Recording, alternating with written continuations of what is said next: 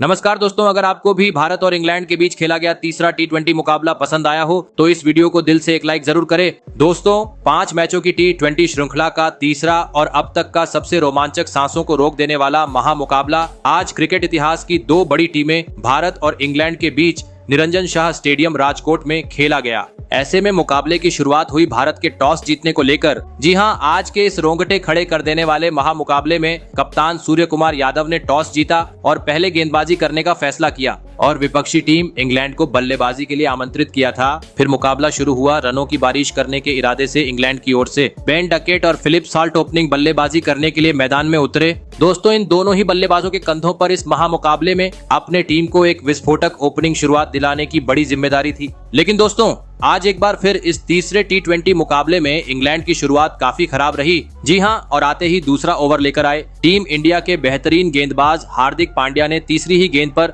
Opening बल्लेबाज Philips salt को अभिषेक शर्मा के हाथों कैच आउट करवाते हुए इंग्लैंड को पहला झटका दे दिया। आपको बता दें, फिलिप्स साल्ट आज मात्र 5 रन बनाकर आउट हुए।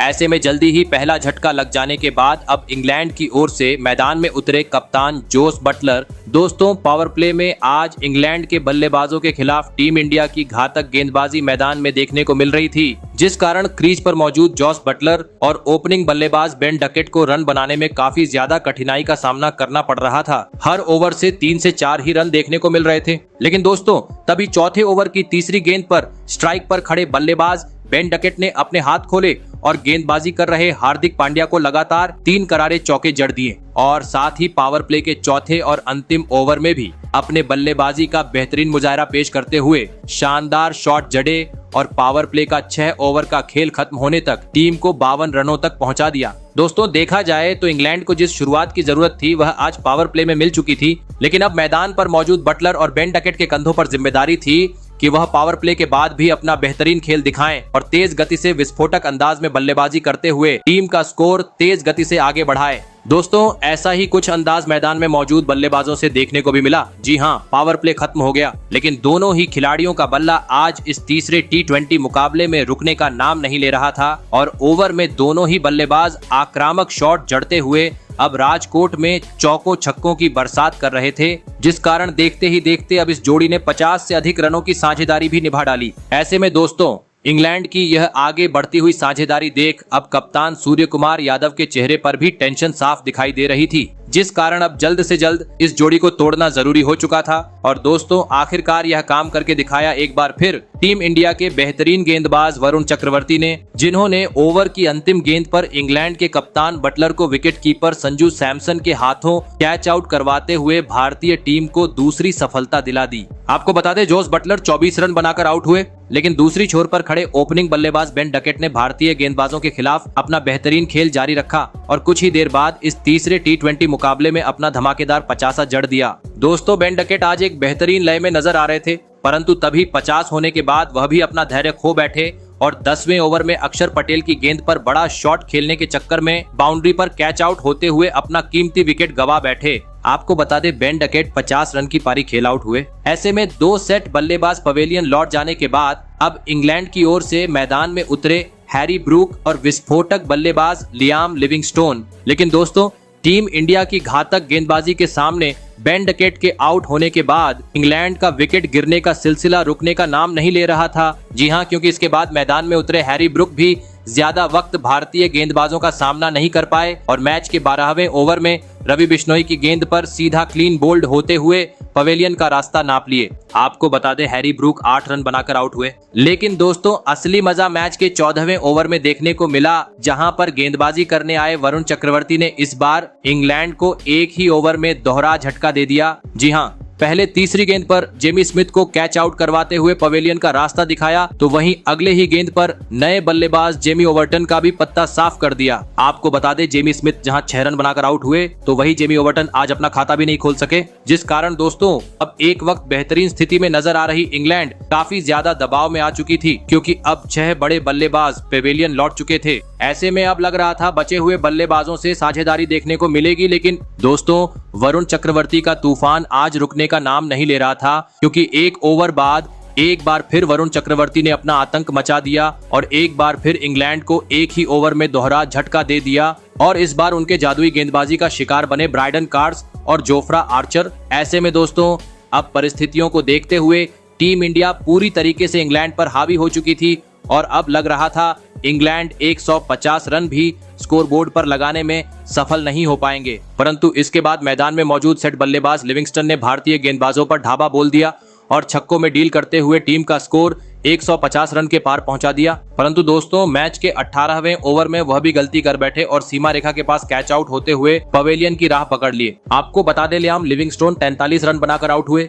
ऐसे में अब अंतिम 2 ओवर का खेल बाकी था, जहां पर आदिल रशीद और मार्क वुड में जैसे तैसे करते हुए टीम का स्कोर 170 रन के पार पहुंचा दिया और यह महामुकाबला जीतने के लिए भारतीय टीम के सामने 172 रनों का विशाल लक्ष्य खड़ा कर दिया। ऐसे में दोस्तों इसके बाद इंग्लैंड से मिले 172 रनों के लक्ष्य का पीछा करने भारत की ओर से संजू सैमसन और अभिषेक शर्मा बल्लेबाजी करने के लिए मैदान में उतरे। दोस्तों इंग्लैंड ने दिया हुआ लक्ष्य बड़ा था, ऐसे में दोनों ही बल्लेबाजों पर विस्फोटक अंदाज में शुरुआत दिलाने की बड़ी जिम्मेदारी थी। लेकिन दोस्तों इस तीसरे T20 मुकाबले में भारतीय टीम की शुरुआत काफी खराब रही और जल्दी ही इंग्लैंड के तूफानी गेंदबाज आर्चर ने संजू सैमसन को आदिल रशीद के हाथों कैच आउट करवाते हुए भारतीय टीम को पहला झटका दे दिया। आपको बता दें संजू सैमसन 3 रन बनाकर आउट हुए। वही दोस्तों संजू के आउट होने के बाद दूसरी छोर पर खड़े अभिषेक शर्मा भी 2-3 चौके लगाने के बाद अपना धैर्य खो बैठे और चौथे ओवर की तीसरी गेंद पर बड़ा शॉट खेलने के चक्कर में कैच आउट होते हुए पवेलियन का रास्ता नाप ली।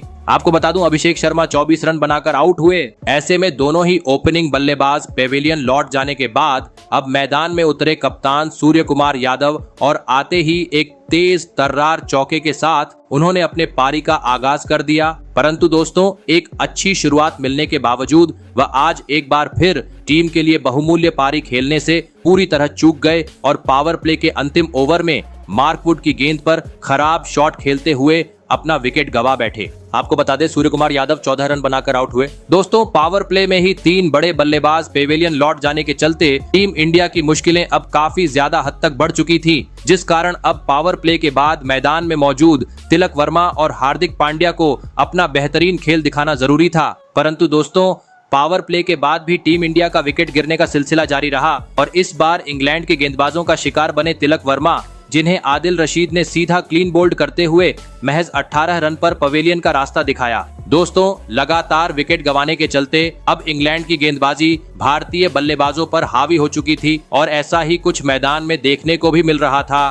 जी हां, क्योंकि बड़े बल्लेबाजों को गंवाने के चलते अब मैदान में मौजूद हार्दिक पांड्या और वॉशिंगटन सुंदर से काफी धीमा खेल देखने को मिल रहा था। हर ओवर से दोनों ही बल्लेबाज 4 से 5 ही रन बना पा रहे थे, जिस कारण दबाव बढ़ता गया और दोस्तों इसी दबाव का फायदा उठाया मैच का 13वां ओवर लेकर आए जेमी ओवर्टन ने, जिन्होंने ओवर की पहली ही गेंद पर वॉशिंगटन सुंदर को कप्तान बटलर के हाथों कैच आउट करवाते हुए भारतीय टीम को 5वां झटका भी दे दिया। आपको बता दें वॉशिंगटन सुंदर 6 रन बनाकर आउट हुए। ऐसे में अब हार्दिक पांड्या का साथ निभाने मैदान में उतरे अक्षर पटेल। दोस्तों मुकाबला अब अपने अंतिम चरण पर पहुंच चुका था। अंतिम 30 गेंद पर भारतीय टीम को अब जीत के लिए 72 रनों की जरूरत थी, लेकिन इंग्लैंड की घातक गेंदबाजी के सामने 16वें और 17वें ओवर में हार्दिक पांड्या और अक्षर पटेल मात्र 22 रन बटोर सके, जिस कारण अब 18 गेंद पर 50 रनों की जरूरत थी। लेकिन तभी पांड्या का साथ निभा रहे अक्षर पटेल गलती कर बैठे और कैच आउट होते हुए 15 रन की पारी खेल पवेलियन लौट गए, जिस कारण दोस्तों अब मुकाबले में रोमांच और बढ़ गया। ऐसे में अब 12 गेंद पर 41 रन चाहिए थे, लेकिन तभी 19वें ओवर की पहली ही गेंद पर हार्दिक पांड्या बाउंड्री पर बड़ा शॉट खेलने के चक्कर में कैच आउट हो गए और इसी के साथ टीम इंडिया की यह मुकाबला जीतने की भी उम्मीदें लगभग खत्म सी हो गयी। आपको बता दें हार्दिक पांड्या 40 रन बनाकर आउट हुए और अंततः अपने बेहतरीन गेंदबाजी के दम पर इंग्लैंड ने यह तीसरा T20 मुकाबला 26 रन से अपने नाम कर लिया। तो दोस्तों आज इस तीसरे T20 मुकाबले में आप हार का कारण किस खिलाड़ी को मानते हो, कमेंट करके जरूर बताइएगा। धन्यवाद।